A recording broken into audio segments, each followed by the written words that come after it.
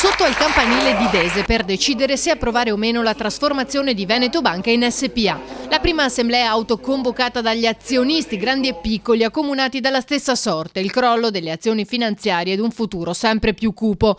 Un incontro voluto dal parroco che da anni si dedica a battaglie come questa e che non parla di scomunica, ma lancia un messaggio preciso. La scomunica se la danno da soli se sono dei credenti e anche se sono delle persone umane. Io dico, bisogna che tutti si mettano insieme perché è l'unione che fa la forza, cioè avere il coraggio di indignarsi e di cominciare veramente a contare mettendosi in tanti e difendendo i propri diritti. Lo Stato deve capire che al di là della BCE, al di là di quello che fa la Banca d'Italia o che fanno le piccole banche nei loro interessi, c'è il diritto alla giustizia. C'è chi ha comprato azioni, chi è stato costretto a farlo pur di ottenere un mutuo o un fido. Tutto ora senza valore. L'incontro a Dese è servito a far nascere un nuovo coordinamento con l'impegno di 3.000 soci di andare a votare il 19 dicembre all'Assemblea Generale.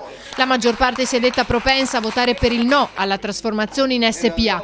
Altri invece, come l'Associazione per Veneto Banca, vorrebbero votare a favore per non rischiare di perdere ogni cosa. Don Torta è stato nominato coordinatore del gruppo per mettere insieme un numero di soci adeguato per andare al voto.